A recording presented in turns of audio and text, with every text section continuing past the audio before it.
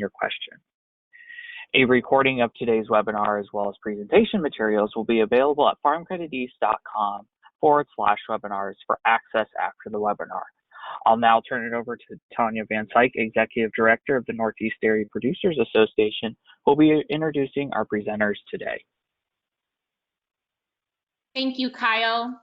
Thank you, everyone, for joining us today for the New York Dairy LEP update. As Kyle indicated, I will be moderating today's informative session.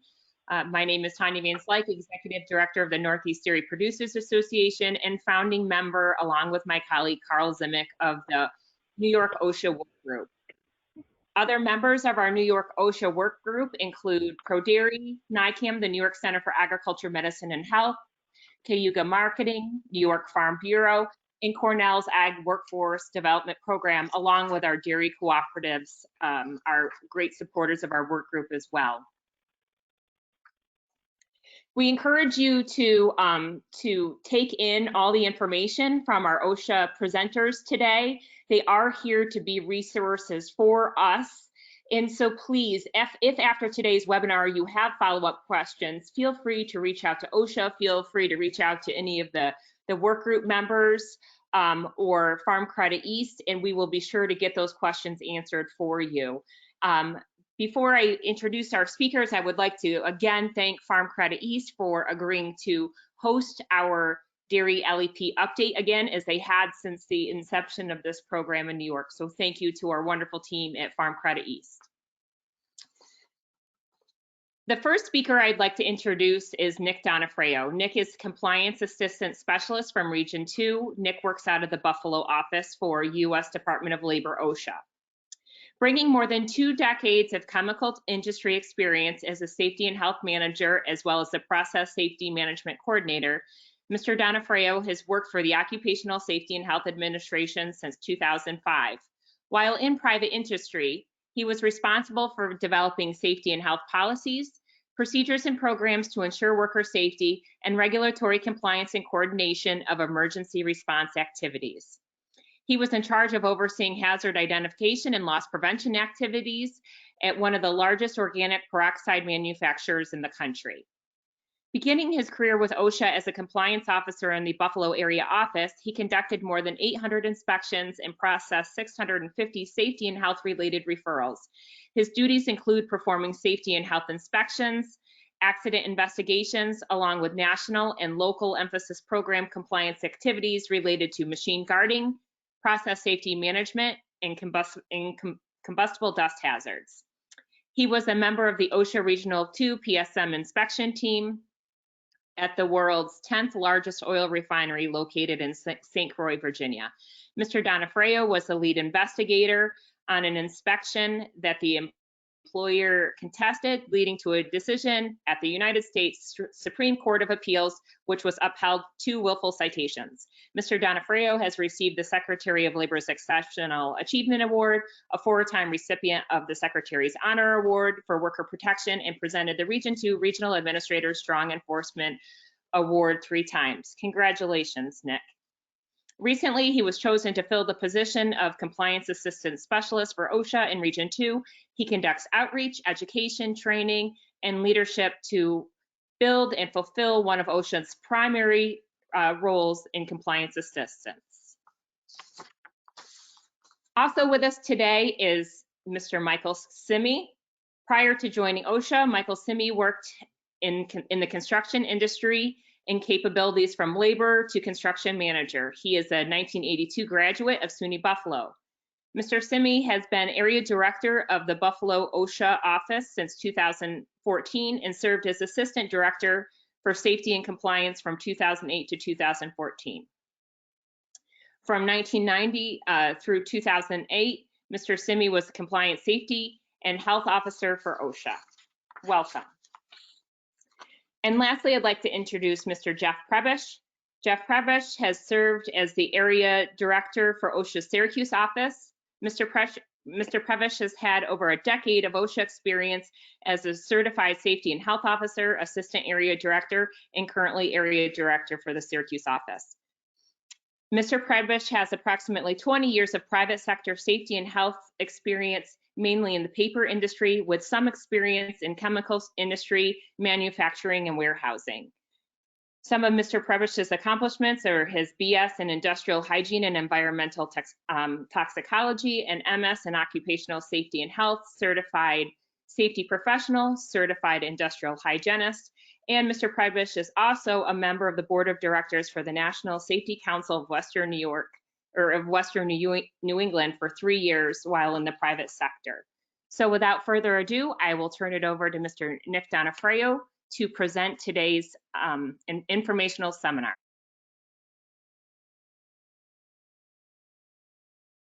Okay, thank you, Tonya. Let me see if I can get the screen to share.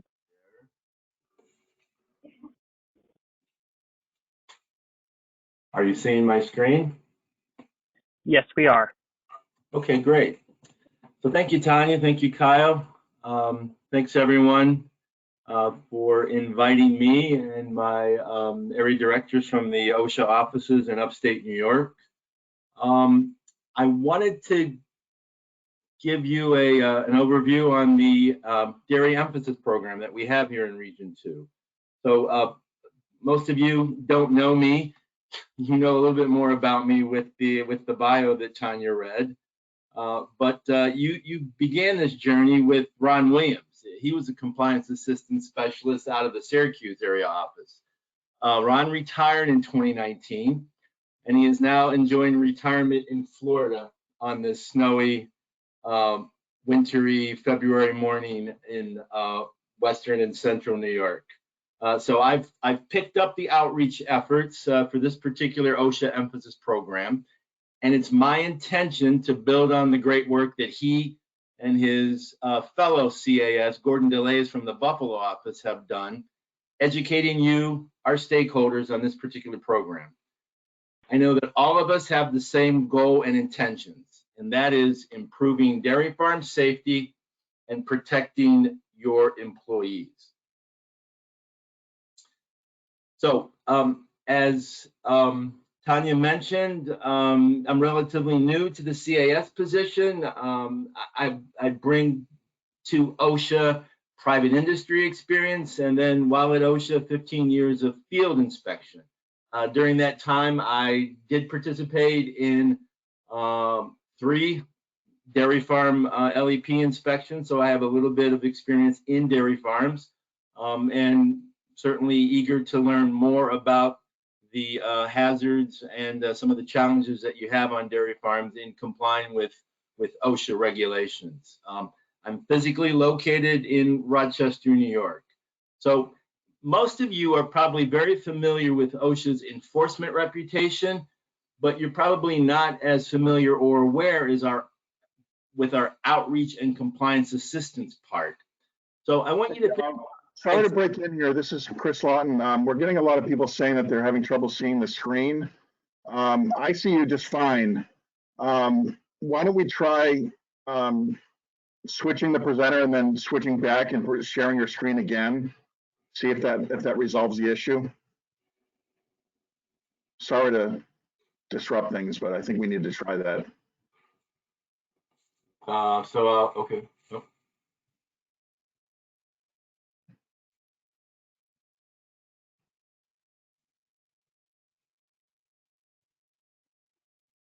Okay, I see your screen just fine now. Okay, so great. Yeah, and I got a couple comments that say it's fixed now. So why don't we resume? Okay, very good.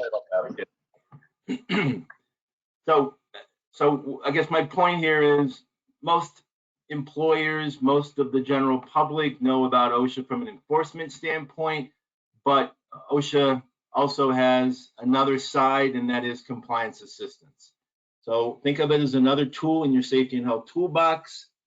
Compliance assistance is about training, outreach, education, and assistance to employers, business groups, associations, unions, community groups, and nearly every OSHA enforcement directive that we have does have an outreach component. So I'd like to think now that I'm in outreach that it's an equal partner with the other half of OSHA and the enforcement side. So compliance assistance is here to help and be a resource for all of you.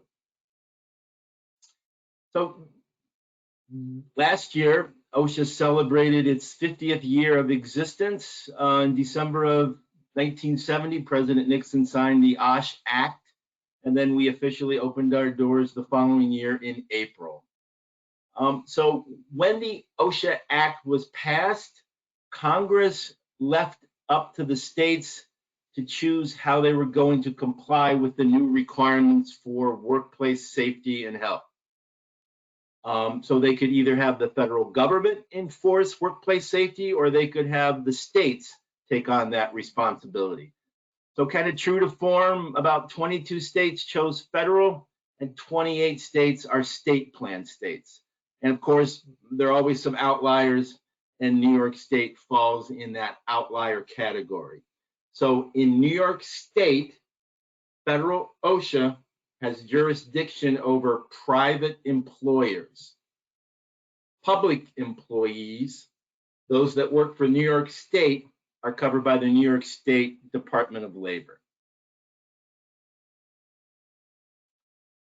So again, OSHA takes a balanced approach in protecting worker safety and health. Our mission has always focused on worker safety and health. Our goal is that every worker goes home safe and healthy at the end of each workday. We think this balanced approach is necessary to reach our goal through enforcement and then compliance assistance. We know that the majority of employers strive to keep their workplaces safe and comply with applicable laws. OSHA is working to provide compliance assistance to give employers and employees the knowledge and tools they need to comply with their obligations to stay safe. Each Secretary of Labor has been, and I'm confident that the new one, when nominated, will be committed to protecting America's workplaces. Full and fair enforcement also helps to level the playing field for many employers who are responsible and comply with the law. Employers who want help to do the right thing, they can take advantage of our free and confidential consultation program. And this consultation program is aimed at small employers who may not have the same resources as their large counterparts. And again, OSHA also works directly with unions and employee groups, trade associations, through our alliances and partnerships. So this is part of the balanced approach that we take to maintain a safe and healthy workplace. So let me just talk a little bit about our on-site consultation program. This is a free confidential service to all employers, however, primarily targeted to small and medium-sized businesses. We give priority to high hazard industries. This program is available in all 50 states. It's usually operated within a state agency or a university. In New York State, it's operated through the New York State Department of Labor. It's separate from our enforcement efforts because it focuses on compliance assistance. Here are some of the services that the New York State Consultation Service offers. They will do industrial hygiene surveys as well as safety surveys. They also will do noise exposure sampling and other health hazards. They also have training programs available in accident investigation, hazard communication, record keeping, confined space, and many more. There also might be training grants available to help you offset some of your training costs. Here are the numbers of the New York State Consultation Services throughout New York State. You notice that the Rochester and the Buffalo office have the same address. There used to be a Rochester office that's closed, and now the requests out of the Rochester area are coordinated in the Buffalo area office, or in the Buffalo Department of Labor office. So here's what I'd like to do today. Talk about the OSHA Dairy Farm Local Emphasis Program, review the Dairy Dozen, and then talk specifically about some of the frequent OSHA dairy farm violations. And focus on the hazards that are found in dairy farms. Confined space, guarding, HazCom, lockout, tagout, and then talk about incident reporting. And then at the end of the presentation, I'm going to turn it over to Mike Scime and Jeff Prebish from the Syracuse office, and they're going to talk about OSHA's ability to expand an inspection once we're on site, and then what the employer's rights and responsibilities are after the on-site visit is completed, and specifically talk about abatement and abatement certification, abatement actions. So this particular local emphasis program was set up as a 5-year program beginning in 2018. So we're in the middle of this program. It is an active inspection program within OSHA Region 2. And you can see the offices that this applies to are the Buffalo, Albany, and Syracuse offices. Here's how OSHA is set up in New York State. There are approximately 6 OSHA offices in New York, and you can see that those 3 offices, Buffalo, Syracuse, and Albany, pretty much take care of 90% of the state. So with this emphasis program, we cover probably 90% of the state. This program can be used in other area offices within Region 2, which is New York, New Jersey, Puerto Rico, and the Virgin Islands. So let me talk some specifics about this dairy farm LEP. There is a law which exempts certain employers from regular OSHA inspections. And this is regarding 2 types of employers: small farming operations and small employers in low hazard industries. So if your farm had 10 or fewer employees at all times currently when the OSHA inspector would show up, and at all times during the last 12 months, and has not had an active temporary labor camp during the preceding 12 months, you are exempt from all OSHA activities. However, if you have a temporary labor camp, regardless of the number of employees you have, you are not exempt from this inspection under this emphasis program or other inspections. So by farming, we mean not only growing crops or harvesting crops, but also raising livestock, poultry, or other related activities, such as dairy farms. And these definitions that we use in the local emphasis program, the definition of family members, they're taking directly from the Fair Labor Standards Act. By temporary, we mean a defined period of time, and temporary labor camp means farm housing directly related to seasonal or temporary employment of farm workers. Let's talk about some of the responsibilities under the OSHA Act. The employer is responsible for providing a workplace free from recognized safety and health hazards. They're required to comply with the OSHA standards and also be familiar with standards or practices applicable to their workplace and recognized in their industries. So you need to not only be aware of what OSHA requires, but also those recognized standards that are applicable to your particular industry. All workers, even undocumented workers, have a right to safety and health in the workplace. OSHA does not enforce the immigration laws and does not impose penalties for undocumented workers. Again, these workers have the same workplace safety and health rights as all employees in America. So what are some of these employee rights? Employees have a right to request an OSHA investigation. They have a right to have their name withheld from any complaint they may submit. They have a right to talk to a compliance officer in private. They have a right to see OSHA citations. They have a right to their medical records and obtain them. They also have a right to review OSHA standards.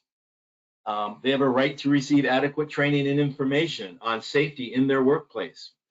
And in many situations, they have a right to free personal protective equipment appropriate for the hazards that they're exposed to. One overarching right is the protection against discrimination. Like many federal regulations, the OSHA Act protects employees against discrimination as a result of engaging in protected activities related to safety and health in the workplace. So in other words, employees always have a right to bring up a safety or health issue in the workplace without any fear that they're going to be discriminated against or retaliated against. So they can't be fired, blacklisted, demoted, reduced pay, intimidated, because they bring up or participate in any safety and health activity in the workplace. So is there a need for OSHA? Well, here's some of the examples of workplace hazards that OSHA inspectors have found during their inspections. And you can see by some of these, electrical hazards are a big hazard that are found not only during dairy farm or agricultural inspections, but also throughout general industry as well. OSHA has adopted regulations in these particular areas: general industry, construction, several in maritime, and agriculture. Some of the agriculture standards do reference general industry. However, there's only a few general industry regulations are referenced in the agricultural standard.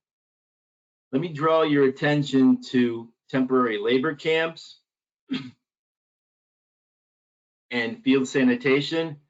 While those are referenced in the agricultural standard for general industry, OSHA does not enforce those. We may make a referral if we see something that we believe needs further investigation. We may make a referral to wage and hour. But you'll also notice that under the agricultural standards, the anhydrous ammonia standard for general industry is referenced, as well as hazard communication, and also slow-moving vehicles and the DOT markings. Another important concept when we're performing these inspections on dairy farms and in the agricultural setting is the general duty clause. When OSHA regulations were established, it was recognized it would not be possible to capture all workplace safety and health regulations. So OSHA was given the general duty clause to use when a hazard is identified, but there's not an existing OSHA regulation to cover it. So when OSHA encounters an electrical hazard, as an example, in the agricultural setting, they'll probably use the general duty clause to identify the hazardous condition, and then use the National Electric Code to provide guidance on how to correct or abate that hazard. Or, for example, if a hazard is identified with the operation of a skid loader, again, there's no particular standard in the agricultural standard that deals with skid loaders. OSHA would use the general duty clause to get correction of that particular hazard, and they would use the ANSI standard, or manufacturer's operating instructions, to enforce that safe practice. So what I did was went back and looked for the last 2 fiscal years, from October of 2018 until September of 2020. I looked at all the federal inspections that were done on dairy farms, and I found that there were about 25 dairy farm inspections conducted in federal OSHA states throughout the US. In the other states that are covered by the state plan, there were about 125 dairy farm inspections, for a total of 427 findings. Now, what I have, again, represented here are only the federal violations done by federal OSHA. So since the state plans use a different numbering system for their regulations, it's really difficult to know what exactly they cited during their inspections. But this chart, you can tell a couple of things. One, and not surprising, hazard communication was the most often cited standard during our dairy farm inspections conducted by federal OSHA. And this is not surprising, because each year this requirement is in the top 10 of the most cited standard in general industry. Next, you can see general duty clause was used. Some of the examples here, again, were electrical hazards, blocked eye washes, amputation hazards, skid steer hazards, and fall hazards into manure pits. And then rounding out the top 5 were reporting of incidents and maintaining an OSHA log, and then lockout tagout. Now, when I was an OSHA inspector, employers were always concerned about the penalties, and rightly so. I can understand that and appreciate that. You can see by this chart, the average initial penalty was $4,500. However, after the inspection, there is a meeting and conference between OSHA and the employer, and it's an opportunity to discuss the inspection. and come to some type of agreement about penalty amount. You can see the average penalty, the final penalty was reduced from $4,500 down to $2,700. And I understand totally that $2,700 is a lot of money. It's not OSHA's purpose to put businesses out of business. OSHA wants to work with employers on the amount of penalties assessed and as part of the inspection process. And we will do that to the greatest extent possible.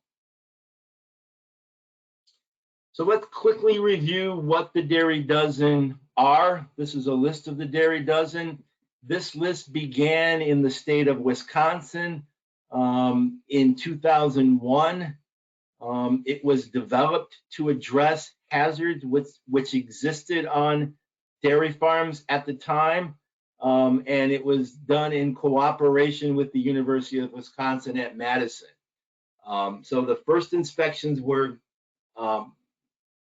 began back in 2012. The goal was 30 inspections during the first year. About 15 were actually completed, and only 2 of the 15 were found to be in compliance. So I'm going to go over just a few of these Dairy Dozen based on the inspection results from the last 2 years of dairy farm inspections. The first one I want to talk about is the hazards and the established standards which apply to manure storage facilities and collection structures. The hazards here are atmospheric, falls, drowning, and engulfment. So again, since the agricultural regulations do not cover this hazard, when a hazardous condition is identified, OSHA will use the recognized standard found in the American Society of Agricultural and Biological Engineers.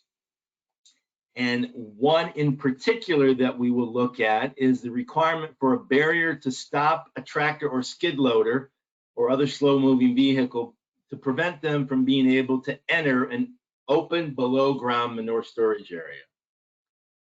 And you can see in this photograph, there was not such a barrier. Not only was there a chance for the tractor to end up in the pit, exposing the operator to drowning, but there was also a secondary hazard. After the employee exited the tractor, with the tires still turning, there was a caught-in hazard of being drawn into the turning tires. So here's what OSHA is looking for, some type of barrier. Again, this is based on the American Society of Agriculture and Biological Engineers. Right out of the standard, it says when backing an agitator, they need to have a barrier to prevent the tires from entering the pit or collection area. There's also another way to abate or correct this hazard or prevent this hazard from presenting itself. Not getting too close to the edge of the collection area. Use a longer pumping system. However, when you try to correct one safety hazard, don't ignore the other hazards that you might be creating. In this situation, it might be necessary to have a rollover protection for this tractor. You'll also notice that the PTO shaft is unguarded. So when you try to correct one hazard, be mindful that you're not creating another hazard. So another hazard associated with manure pits and storage areas is entering these areas without proper precautions. So required by the same industry standard as a barrier, these areas should be fenced and warning posts and warning signs posted to inform the dangers of these areas. And note, in this particular photo, there's English and a Spanish version of the signs. Again, the training and information must be in a language familiar to the employees. Since these areas are large enough to enter, have limited access and egress, and not designed for employee occupancy, they do meet the definition of confined space. And while the OSHA standard for confined space is not enforceable and does not appear in the agricultural standard, we can use a recognized standard for confined space. Here's some examples of fencing and barriers around lagoons and collection areas. Now, again, the rings that you see here, they're not required by the agricultural regulations, but they are required in our construction standard when employees are working over or near water. So the requirement here in the construction standard would be 90 feet of line, and then these buoys not spaced more than 200 feet apart. Let's talk about confined spaces. Confined spaces present serious safety and health hazards, asphyxiation, engulfment, and caught-in hazards. And lagoons and collection pits or areas are considered confined spaces, as well as manure channels, silos, storage bin, below-grade tanks, etc. And so these are all considered confined spaces. And again, while there's not an agricultural standard, we can draw from the ANSI standard that describes the requirements that should be followed for confined spaces. We know that the breakdown of manure and other waste products results in the production of a serious and possibly fatal inhalation hazard. So as an example, hydrogen sulfide, which has the smell of rotten eggs, and at low concentrations is heavier in air, so it will settle to near the bottom of these pits or other vessels. And at high concentrations, H2S can paralyze your sense of smell. Another decomposition products that we need to be concerned about when entering these types of confined spaces is carbon dioxide. Carbon dioxide is odorless, colorless, and displaces oxygen and is heavier than air. And then also, certainly we have to consider methane. Methane is an off gas, it is flammable, and methane is lighter than air, so it can be expected in the upper portion of any pit or vessel. Methane will also displace the air and lead to oxygen deficiency. So if you're considering any entry into these confined spaces, think about the different gases and off gases that may be present. When testing the air, always test the air before entering the confined space. And when testing the air, make sure you test at the top, middle, and bottom of any confined space that you're considering to enter. And always check for oxygen first, because most combustible gas meters are dependent on the oxygen reading to be accurate. And if the atmosphere is oxygen deficient, then it's going to affect the other readings. I believe now that most oxygen combustible gas meters do check for oxygen first. So again, no specific standard in the ag standards for confined space. However, there is a recognized industry standard. These are some of the things that you should consider and have a program to address. Identify your permit spaces, prohibit unauthorized entry, label them, train and educate your workers, develop a written program. If you decide that your employees are going to enter these spaces, use a written entry permit, and always do atmospheric testing before entering, and have a rescue plan. And a rescue plan is not calling 911. You need to pre-plan how you would rescue someone from a confined space. Through training and education, I can tell you that self-rescue is always the best type of rescue from a confined space. Don't end up in a situation where someone needs to be rescued, because then you're jeopardizing the life of another person. Next topic I'd like to talk about, and again, this is something that we see a lot, not only in an agricultural setting, but also in general industry. This standard is specifically mentioned in the agricultural standard.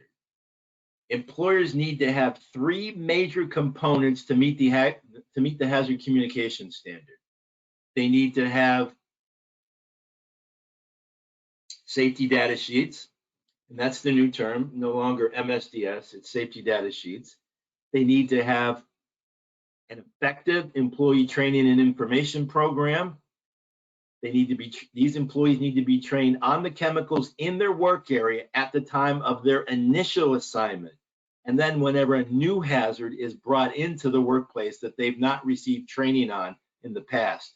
And then finally, they need to have a comprehensive written program describing container labeling system, employee training, where safety data sheets are kept. And these are just some of the requirements for a written hazard communication program. So a comprehensive written hazard communication program is going to say, what are the hazards we have and what are the exposures that we have? What's the protective equipment that that employees are expected to use. Where are safety data sheets kept? These safety data sheets must be kept for 30 years. And then if you introduce a new hazard, something that's new to the workplace and employees have not been trained on, then you need to inform all employees that are exposed to that hazard on that new hazard. So who would you need to train? Well, it's all employees who handle, work with, and are exposed to a hazardous chemical must be trained in those hazards, what protective equipment to wear, and the labeling system. So the employee that pumps the chemical from the drum, the employee that fills the foot bath with the chemical. All those employees need to be trained not only on the hazard, but also on the personal protective equipment to be worn. And then most important, on what to do if the chemical is on their skin or gets in their eyes or they're exposed to a chemical.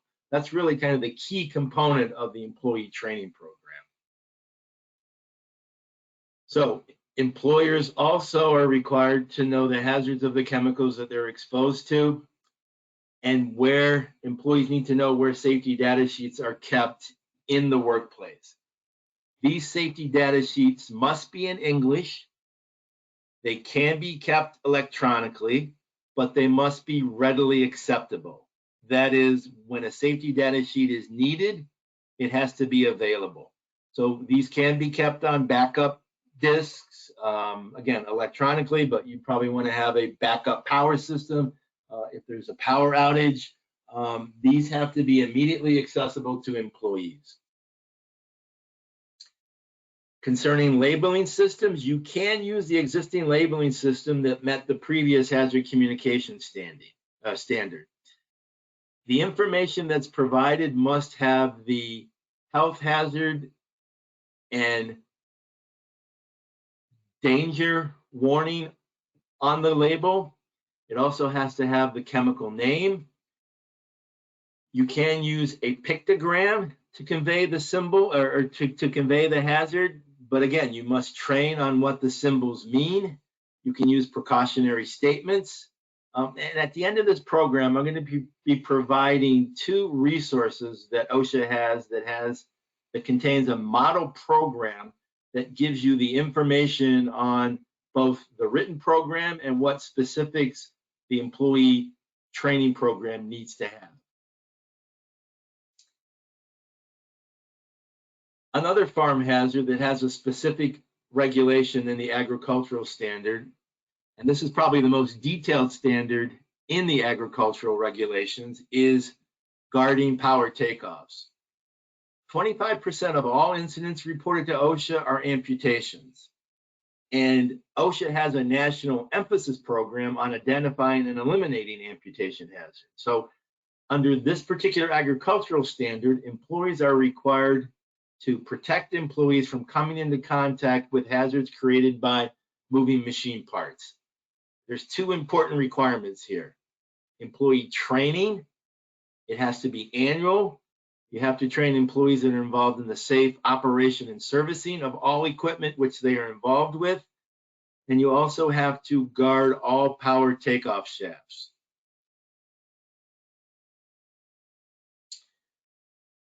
These barriers or guards have to be capable of withstanding a 250-pound person leaning or falling against the guard and the force that it would exert. If servicing takes place during or while the equipment is operating, then the employer needs to instruct employees on all the steps that they need to follow for safe servicing. Now, we would expect most of the times the equipment can be shut down, and we would expect that. But if it can't, then employers really need to detail the steps and precaution the employee needs to take to prevent contact with that moving equipment. We'd recommend that those procedures be written and that the training for this type of servicing activity while the equipment is operating, that training be documented. Most PTO incidents involve clothing becoming caught and wrapped around the shaft. A shaft rotating at 540 RPMs can wrap your arm or leg around the shaft 9 times in just 1 second, and 16 times if the shaft is spinning at 1,000 RPMs. So it happens as quick as snapping your finger. Believe me, it happens quickly. Talking with employees that have been involved in amputation hazards, 1 minute they're fine, the next minute, unfortunately, they're involved in an amputation injury. When you think you're too close, you are too close, and then it's too late. Investigations have shown that PTO shields are missing between 1/3 and 1/2 of all PTO drive lines. And amputations occur in nearly 1/3 or 1/2 of all PTO entanglements. And one of the saddest facts is that 21% of all PTO entanglements occur among children. So the New York Center for Agricultural Medicine and Health has developed a PTO retrofit program. And these covers are available in small diameters and large diameters. So is it saving your arm or life of someone that you love worth the $59? This program began in 2009 and started selling these Bayer Company PTO shields that are used today in March of 2011. In last year, this program sold more than 204 shields. These are sold throughout the country, with most of these being sold in New York State. So this is just one source to consider for guarding your PTO shafts. The agricultural standard also covers augers, conveyors, barn scrapers, ventilation fans, and other farm equipment. That needs to be guarded to the greatest extent possible. Auger flights shall be guarded with gratings or baffles. Farmstead equipment is agriculture equipment used in a stationary manner, where the removal of a guard or access door will expose the employee to any component which continues to rotate after the power is disengaged. The employer must provide in the immediate area either a visible or audible warning of the rotation, a safety sign warning about the rotation hazard, and then also a sign on the door that says do not remove door until the rotation has stopped. So guarding the scraper and sweep arms by guarding the access to these areas by a gate or doorway which is interlocked to the motor or drive of these pieces of equipment. Check with the manufacturer. If you're guarding by an interlock switch, make sure these switches are in place, being used, and are functioning properly. Here's some other examples where guarding would be required, and we would be enforcing those under the agricultural standard, because again, this is a standard that is mentioned in the agricultural standards within OSHA. Fans need to be guarded if they're within 7 feet of the floor, and the guards on these cannot have an opening greater than 1/2 inch square. In the same section as guarding is another hazard covered by the agricultural standard. And this is one that compliance officers are alert to because of that previously mentioned national emphasis program that we have on amputations. Control of hazardous energy must occur before performing any service or maintenance work on equipment. The engine must be stopped, power sources disconnected, and all machine movement stopped before servicing or maintenance can occur.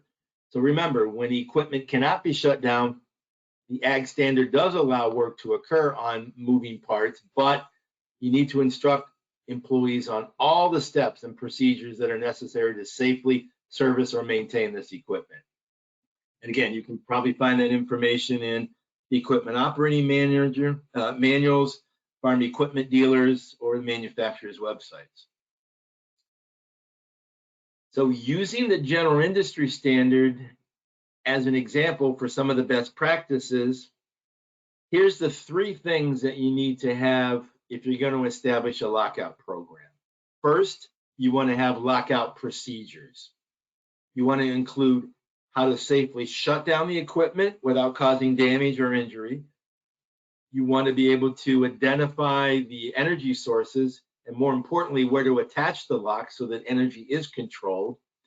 And probably one of the most important concepts to any lockout tagout program, once you have the equipment shut down and locked out, you want to test the equipment to make sure that the equipment is in fact off. Because sometimes the equipment may be wired differently and you might have a backfeed coming into the equipment. So you always want to test the equipment before beginning servicing. And then finally, after reassembly, after the work has been completed, you always want to replace all guards that have been removed. And then before restart, make sure employees and tools are out of the area. So that's one concept, the written procedures. The next important component or element of a lockout program is employee training. And you want to document that training. You want to train people that are going to service and maintain the equipment. And then finally, it's a good idea to have an annual evaluation of your program. Are employees always locking out, even for jobs of tasks or tasks of a short duration, like cleaning or clearing a jam? Are the employees familiar with the procedures that they're supposed to be using? Are locks and tags readily available? And then what can be done to improve your lockout and tagout program? So lockout and tagout is a very important program and a very important concept that employees need to understand. Now, finally, let me just talk briefly about the last item that have been cited during the federal inspections of farms and other agricultural settings, and that is record keeping. So all industries in agriculture are required to keep the OSHA 300 log if they've had more than 10 employees at any time during the last calendar year. So if you have 10 or fewer, you don't need to keep an OSHA log. More than 10, you need to keep an OSHA log. So employers are required to record workplace injuries and illnesses on the OSHA 300 log. Every death, non-fatal illness, or injury that involves either a loss of consciousness, restriction of work, transfer to another job, or medical treatment beyond first aid. So each case must be entered on the log within 6 days of the occurrence and retained. These logs must be kept for 5 years. So we've just come on a critical timeline for these OSHA logs. So February 1st of each year, the OSHA 300A, this form here, the summary sheet, must be posted in a conspicuous place in the workplace so employees have an opportunity to view it. So from February 1st to April 30th, the OSHA 300 log must be posted. Also, March 2nd, if your particular establishment has more than 20 employees, up to 249 employees, you need to submit this information electronically. Your OSHA 300 log information must be submitted electronically. And the deadline for that is March 2nd. Now, I haven't used this system. It is found on our OSHA website. If you go under record keeping, I've been told that this is a fairly easy system to use. You can submit information after March 2nd. If you miss that deadline, the system will show that you were late. So please keep that March 2nd deadline for electronic reporting in mind. And so agricultural facilities that have more than 20 up to 250 employees must submit their OSHA 300A log data online electronically. And again, February 1st to April 30th, the 300A log must be posted in a conspicuous area in the workplace. Also, employers are required to report a fatality that occurs at their work site if they have more than 10 employees in an agricultural setting, and any hospitalization, amputation, or loss of an eye must be reported within 24 hours. And you can do that online at OSHA.gov, or you can call the 800 number, or you can contact a local OSHA office to report that information. Finally, I do want to give a brief update on OSHA's actions to protect workers during the pandemic. OSHA has been responding to complaints and issuing guidance documents and conducting inspections related to COVID illnesses in the workplace since about a year ago, since March of last year. On January 21st of this year, President Biden signed an executive order directing OSHA to do a number of things, among which was the issuance of an updated or revised guidance on workplace safety and health standards, or guidance documents related to COVID in the workplace. The executive order also directed OSHA to consider the need for an emergency temporary standard. That standard, if we decide is necessary, must be issued by March 15th. Another part of the executive order required OSHA to engage with stakeholders to inform workers of their rights under the OSHA Act. So the executive order that President Biden signed on January 21st really directed OSHA to really get more involved with the COVID response.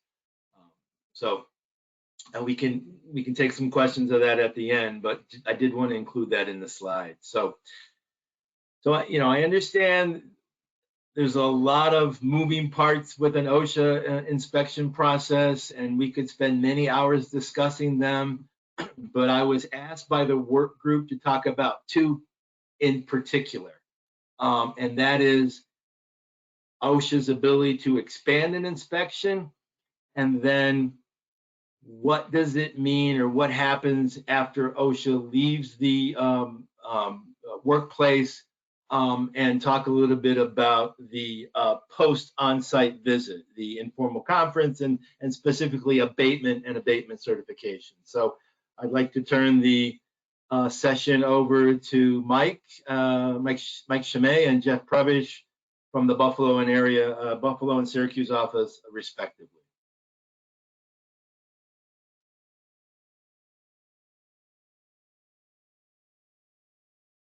Good morning, everyone. This is Jeff. I'm not sure if Mike is on or not. I'll give him a minute if he is to respond. I know he was having computer issues. So. Yeah, I'm on the. I've been on the phone call portion, but I have the help desk on my cell phone trying to get me on this thing. Not a problem. I can see the slides, so I can comment to them. So as Nick said, you know, there are reasons or things that we do to expand our inspections. So as Nick has on the screen there, the different types of inspections, or the things that would cause us to expand a current inspection. So they have all the types listed, which are programmed, unprogrammed, fatalities, referrals, and complaints. And I'll talk about all those really quickly. So a programmed inspection is based on a targeted set of hazards that's been identified at our national office level. So it could be based on accident rates. It could be based on a hazard for amputations or falls. It could be based on a health hazard, such as lead or something to that effect. So if we go into businesses that have those type of hazards, we would expand our inspection to look at those type of hazards. And those are based off of the NAICS code, what used to be the old SIC code for the type of business that we're inspecting. So when these emphasis programs are developed each year, Washington, essentially along with the Bureau of Labor Statistics, looks at accident history and illness and injury history and workers' comp data, and they essentially target certain types of industries for these hazards. So those can be programmed inspections, and they can be national, regional, or local. For example, like the farm was a local emphasis program, essentially confined to upstate New York primarily. Unprogrammed inspections would be reactive type, just as Nick says. So we see something where we see a imminent hazard, like somebody on a roof that's going to fall, and you know, we can respond to it if we happen to be driving by, or if we're doing an inspection and we see something else that falls within that category. So unprogrammed is something where we respond to you know, any type of either visual that we see it or calls to our office. So, you know, if somebody calls in a complaint or we see something through the media, either the newspaper or the television, or, you know, a family member calls something in, or another enforcement agency, could be the EPA, could be the police. So, you know, if there's an accident that occurs, oftentimes the first responders may call us. So fatalities, accidents, referrals, complaints, they all come in the same way, you know, where we're not planning them out. We're just reacting to calls that we get. And our order of priority is always imminent danger. So anything that's imminently dangerous that could cause immediate death or serious harm, like if we saw someone working on a 40-story building without any fall protection, or working in a trench that had the potential to cave in and they were unprotected, those would be the type of things that we would respond to first, and then accidents or fatalities. And the rationale is the imminent danger, we can prevent an accident or fatality, whereas the accident or fatality that already occurred goes to the second on priority, not because we're not wanting to respond, but that event has already occurred. And then complaints and referrals, we would assess the hazard. We would look at the history of the company, any knowledge that we have. If there's photographic evidence, that obviously helps. And we would make our decision based on a series of 10 factors. So those are the type of inspections. Mike, anything you want to add? No, you're doing great, Jeff. No problem. So I'll jump in. The slide that Nick has up talks about compliance, safety, and health officers and the way that we conduct our inspection. So the official that comes to your site would be called a COSHA, or compliance, safety, and health officer. They have disciplines based on their background and their education and training. They can either be safety or they can be health. It doesn't mean that they would necessarily overlook the other things, but they would be specialized, just like you have certain doctors that are specialized in medicine, or certain repairmen that work on certain type of equipment. They would be categorized in their area of expertise.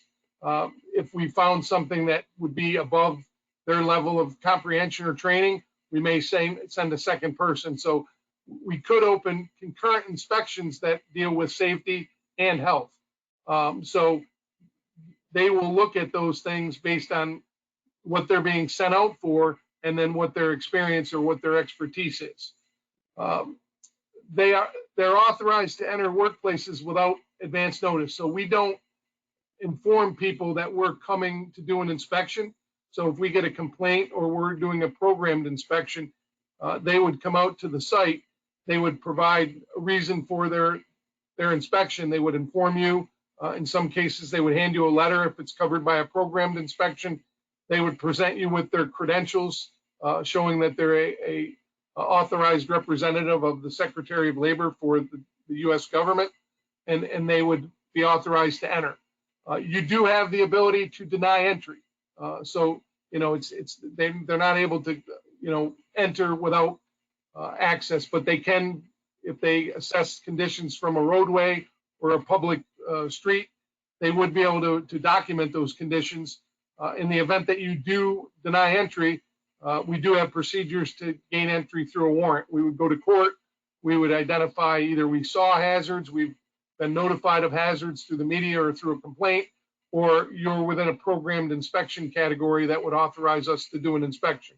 At that point, you know, we would then proceed with the warrant. It doesn't put you on a list. It doesn't make us angry. It's just part of the process. So, you know, we have to have a legal reason to be there. Obviously, if people grant us entry, we would do the inspection, but that's not to say that people don't have the right to deny us entry, but we still would move it forward using the warrant process. During the investigation, we would inspect and investigate conditions. That would include conducting interviews of employees, looking at conditions, taking photos, you know, looking at programs, looking at the OSHA logs if you're required to keep them, and all those would paint a picture of what's going on at the site. The interviews that we conduct are private with employees, so the employer isn't present, you know, so we do those. And then we would also speak to the employer separately. Once again, Mike, anything to add? No, that's pretty basic. I'm following along here, so I can take on-site inspections if you like. Okay. All right. All right. So on the on-site inspection part, this is where someone actually shows up at your establishment, and the first thing that they should do is present their credentials and identify them as a officer of the or representative of the Secretary of Labor. Excuse me. And the inspection takes place in three parts. It's essentially an opening conference, so a walk around, and a closing conference. And the opening conference is, at least in its initial phases, a little more than explaining, hi, I'm here from OSHA, and the reason I'm there, the purpose, as we say, the purpose and scope of the inspection. I'm here as a result of a complaint. My intention is to limit the inspection to these complaint items, and in every instance, there's this plain sight doctrine. If there's a serious hazard in plain view, the compliance officers are obligated to address that. And all this will be explained in the opening conference portion. And as we talked about expanding the scope of the inspection, and if I'm not mistaken, that slide comes up a little bit later. It's actually the next slide. We will inform you of that if we do end up expanding the scope. Sometimes it will be right in the beginning. It's often during the course of the inspection. In the opening conference, I said in some cases it's a little more than, hi, I'm here from OSHA. I have a complaint. I'm here as a result of a complaint. Here are the complaint items, and let's go take a look at those. But it could also involve some records review, your injury and illness logs, if that's the case, or some program reviews, maybe a permit required confined space program, maybe a lockout tagout program, hazard communication program. And then there's a walk around inspection, and this is as it implies, that's where we'll walk to the portions of your facility that are under the scope of the inspection.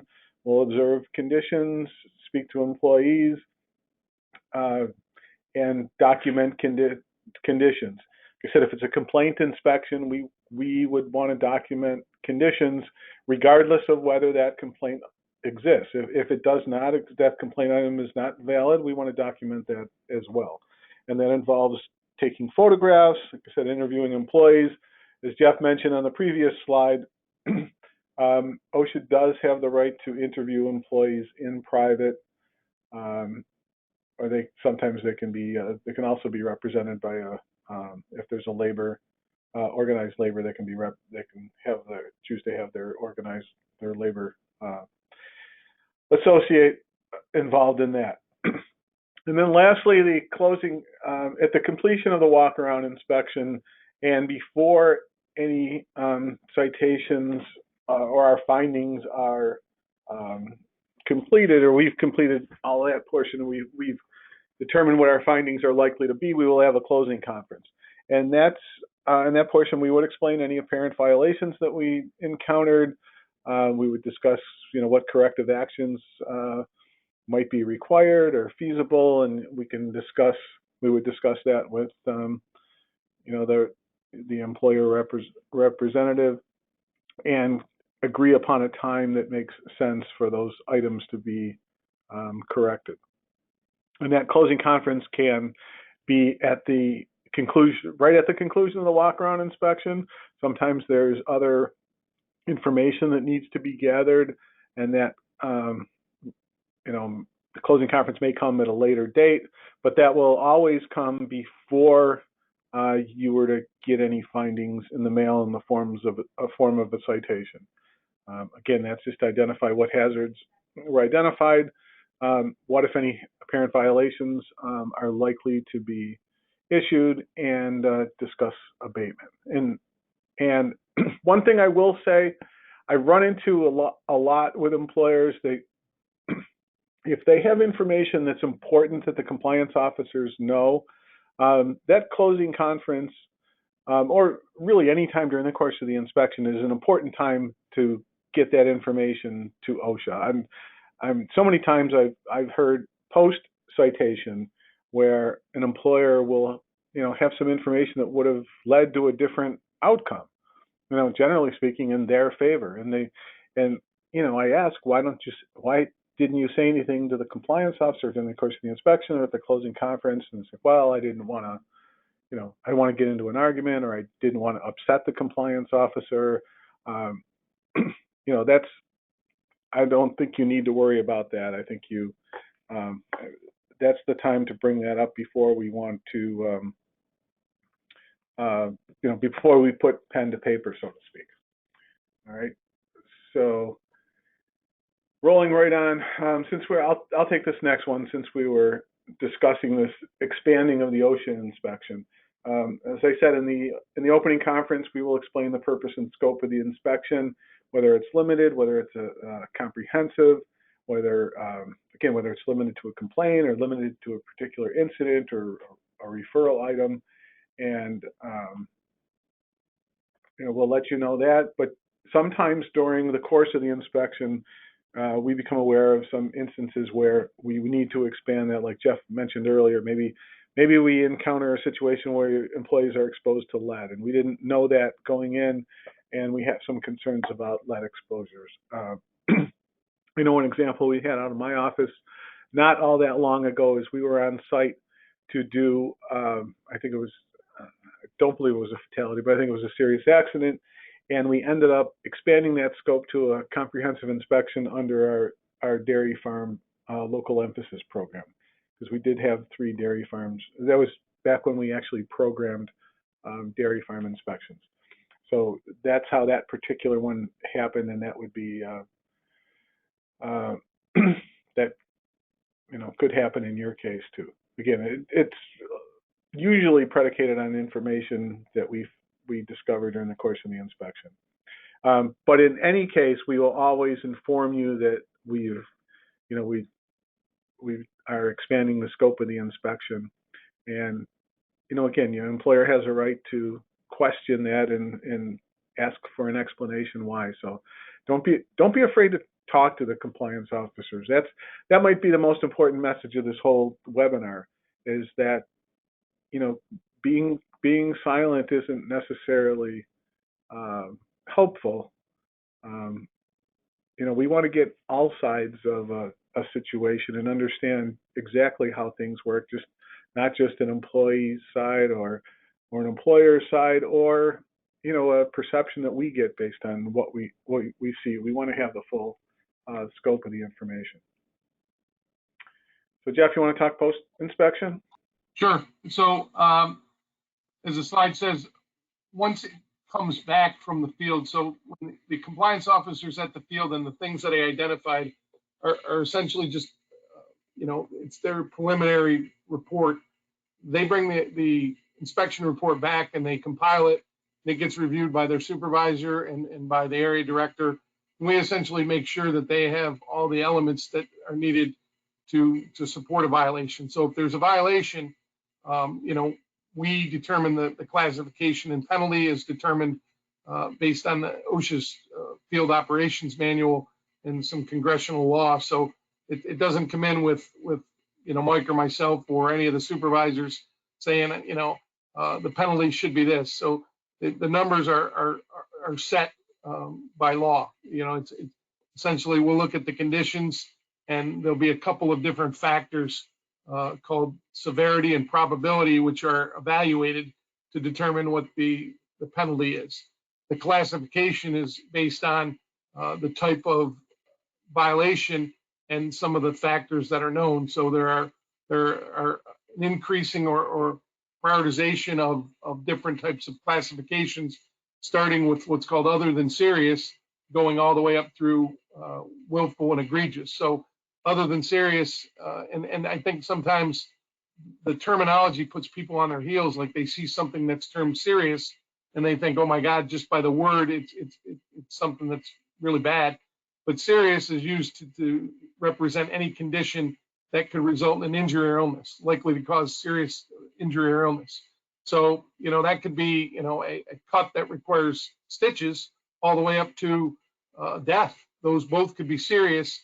The penalty would then be adjusted, like I said, severity for death is obviously high because it's death, whereas something that results in stitches could be moderate or low severity. So the citations are issued and they're sent certified mail. So both for our benefit and yours, one, so that we know they get delivered.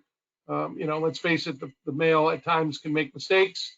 We could misaddress something and we don't want to assume that it gets delivered. So the certified mail is sent. Once we're notified through that process that they've been received, there is a 15-day settlement period where it says informal conference. So during that 15-day, and it's 15 working days, so it essentially becomes 3 calendar weeks. During that 15-day period, employers have the right to hold an informal conference.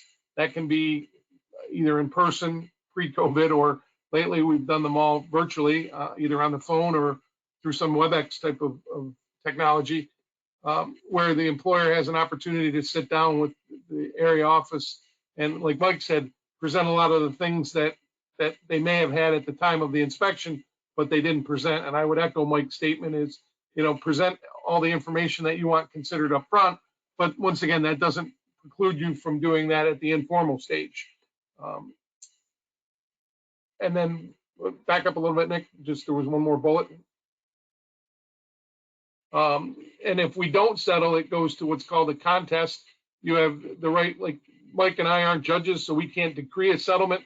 If we don't settle, you have the ability to contest, which means you notify a review commission in Washington, who will then, get involved in the settlement of the case. If we've settled, it becomes a final order, meaning we've agreed to settle either through an informal settlement or through a formal settlement procedure with the courts. And at that point, abatement would be required, which is the most critical element. And I tell people, like, if you forget to do everything else, abatement is the most critical, because our penalties, I'm not, once again, to use Nick's analogy, I'm not trivializing small amounts of money, but our penalties go up substantially higher if you do not abate the thing. So once we've agreed to citations and we've agreed to a settlement, the hazards or the conditions need to be corrected or abated, and it has to be timely and appropriate. So guarding needs to be put in place, or training needs to be done. Those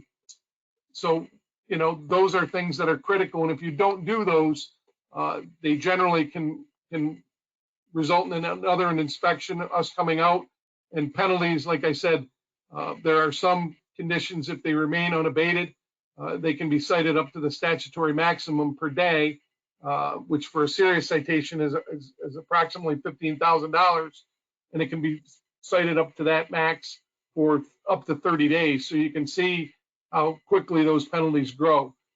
So abatement certification and documentation are the two categories. So certification is, you just essentially have to certify or provide in writing that the corrective actions have been done. So we don't require proof. It's essentially, you can say, this element was corrected by training was conducted for all employees on this date. As opposed to documentation, you have to provide proof. So it might be the training records. It could be a photo if it was a guard. So things like that have to be done. And we do have resources for questions about abatement. New York State has Consultation Services.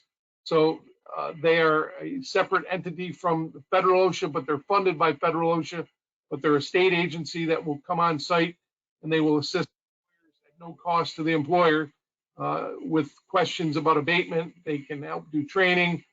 In addition, OSHA's webpage has publications on compliance assistance, training tools, publications that can be printed or used for training. They also have correspondence where you can send questions in and get answers to them. So there are many things out there for abatement options. The abatement process, like I said, the maximum amount of time that's allowed from the compliance officer's perspective is 30 days. However, during an informal settlement, we can extend that time. Obviously, at times, training or capital expenditures require more time. So we may put in a staggered abatement schedule where certain things are done at 30 and 60 and 90 days.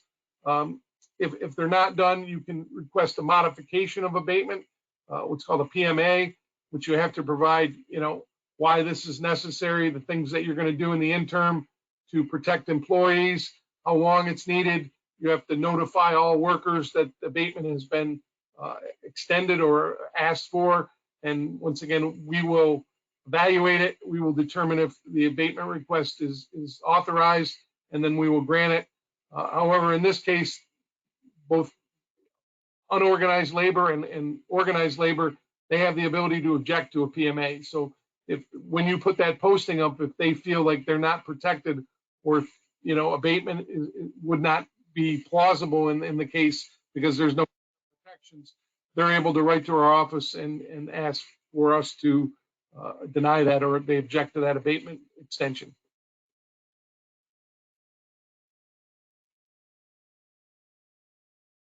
With that being said, any questions or comments? You know, we'll certainly try to answer them if there are any out there. Yep, absolutely. Thanks, Jeff. Thanks, Mike. Go ahead, Kyle or Tonya. Okay, thank you very much, Nick, Mike, and Jeff. We really appreciate your time today. We do have a few questions. So the first question is any pesticide considered a hazardous material in OSHA's eyes? Pesticide. I can take that. So pesticides are covered by the EPA and specifically excluded from the hazard communication standard.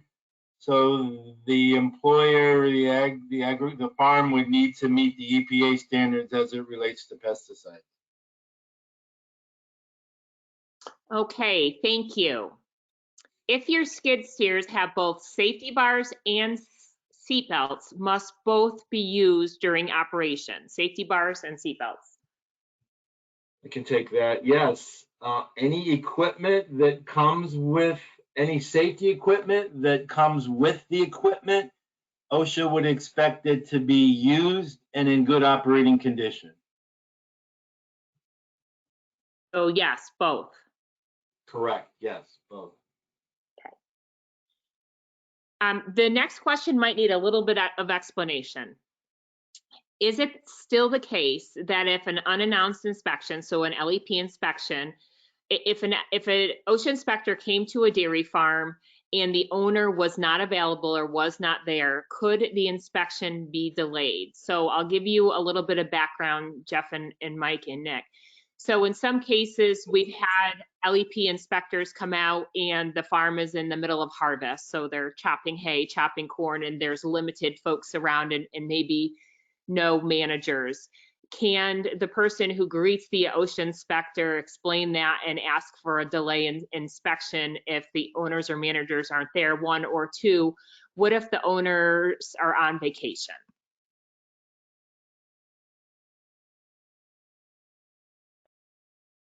Mike, take it, or you?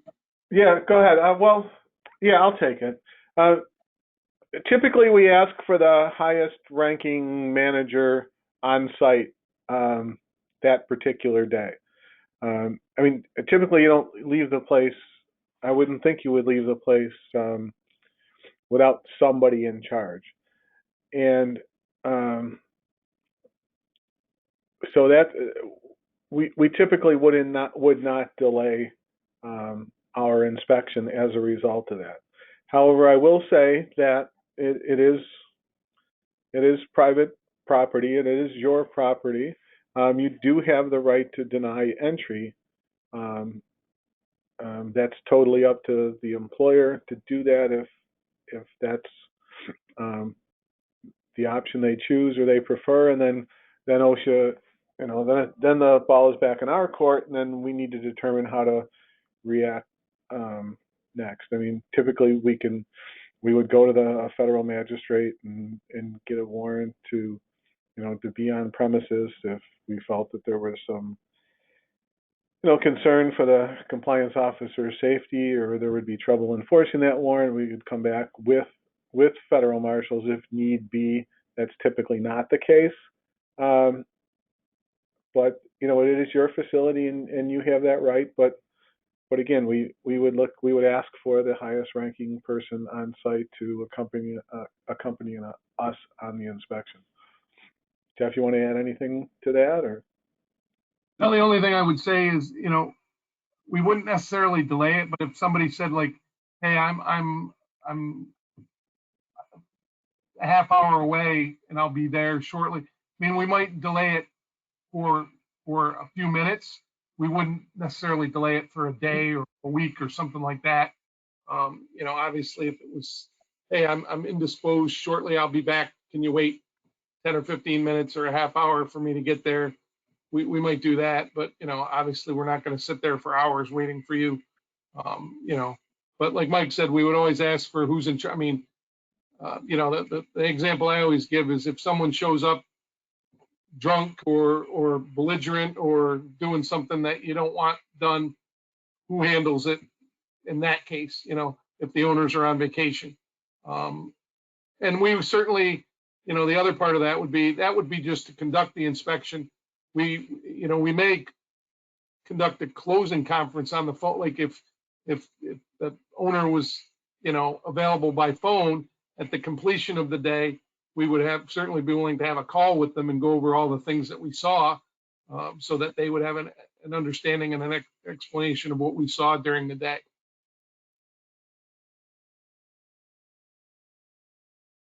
Okay, thank you. Training. You guys did a great job at expressing the importance of training and documentation on the Dairy Dozen. And you really emphasized the importance of training, you know, training employees before they enter the workplace with hazards, or training when new hazards are introduced, before new hazards are introduced. And so it seemed to me like during your talk today, you emphasized that training really needs to be done as on the job training. Having said that, in New York, we have some organizations who have been successful in getting funding for quote unquote farm safety training, where they have no interaction with the employers or managers at all to train on farm hazards and specific on-farm protocols. So my question to you is, do those safety trainings really count toward training if they haven't worked with the employers and do not know the hazards that employees are being introduced to on farm?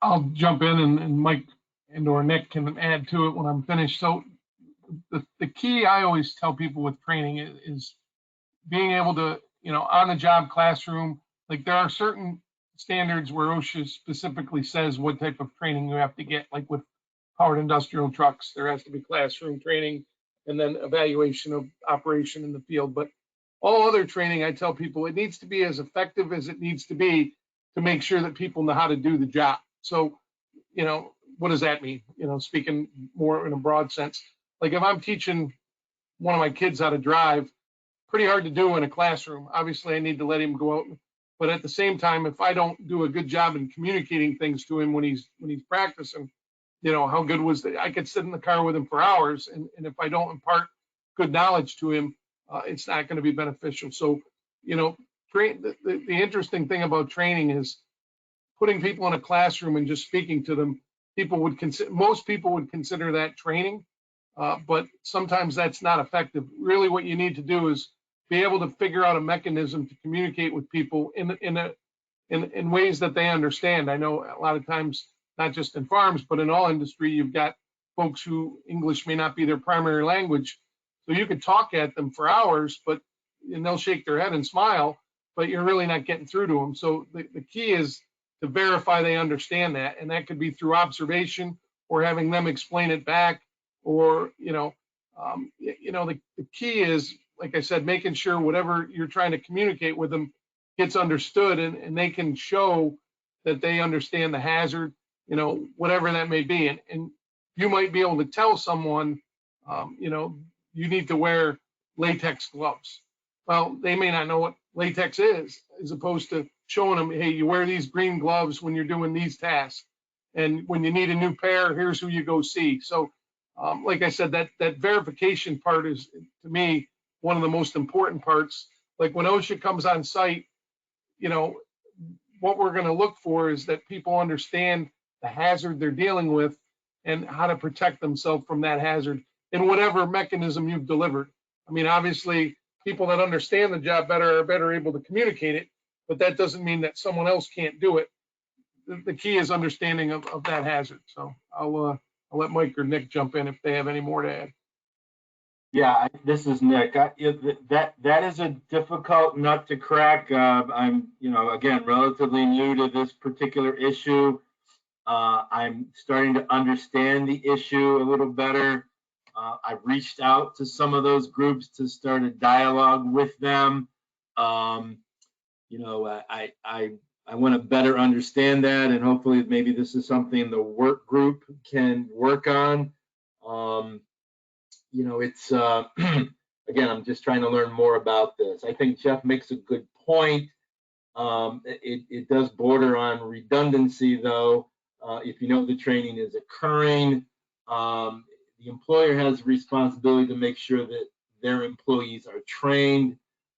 You may, particularly with the hazard communication standard, it talks about effective training. So I know this might be a little bit of work, but you develop some type of assessment tool that you can evaluate how effective the training that they have received. If the training appears effective, they know where safety data sheets are, they know labeling, they know the hazards of the chemicals.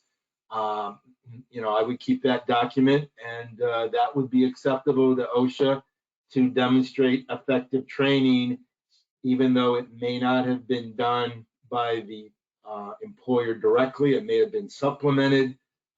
That's one way to meet the requirement for essential, effective training under the HAZCOM standard. But I guess, I hear the message, and that's something I'm going to try to work on with the work group. Yeah, we appreciate that, Nick, and Mike and Jeff and Nick. I think you already know this. We have an amazing resource in New York with the New York Center for Agriculture, Medicine, and Health. Jim Caraba and Anna Meyerhoff and others in that training team have been instrumental on our farms for decades, quite frankly.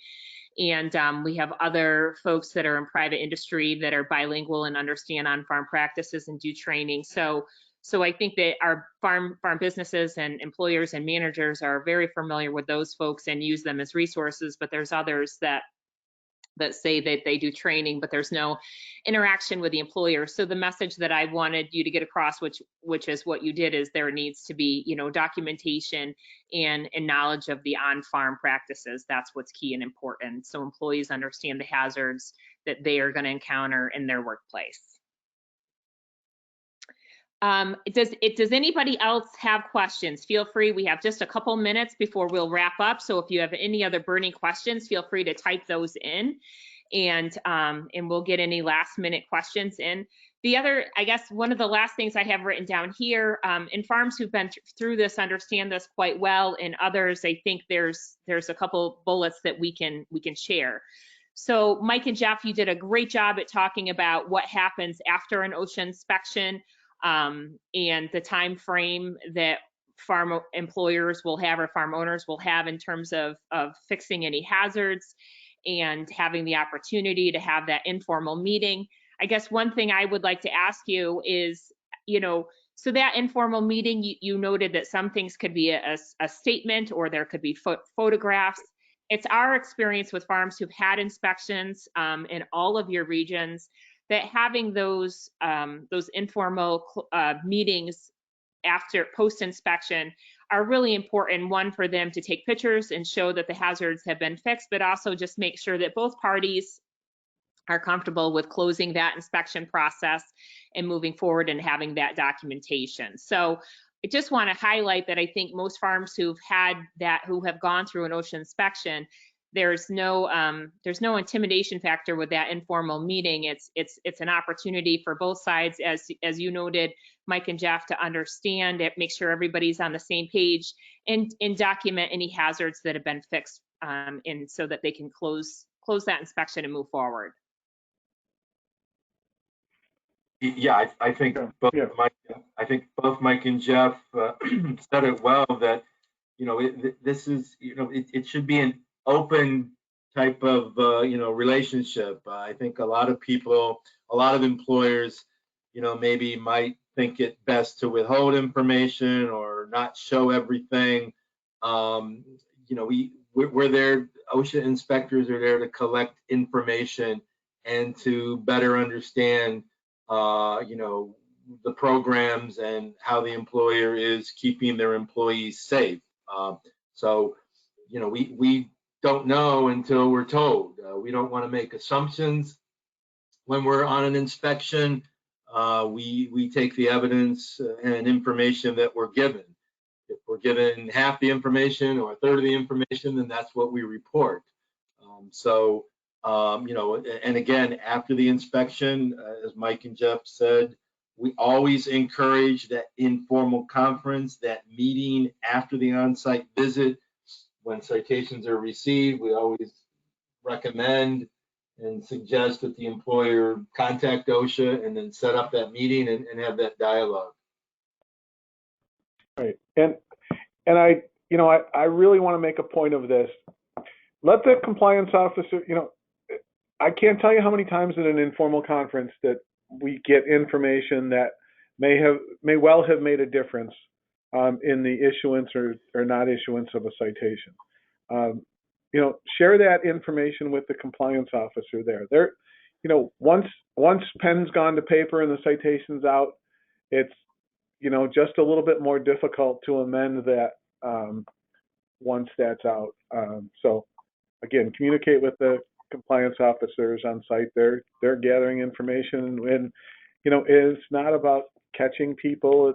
It's about, you know, identifying hazards in the workplace and get them corrected. And if there's some information that you have that, you know, shows how you addressed a hazard, then you absolutely need to share that on site.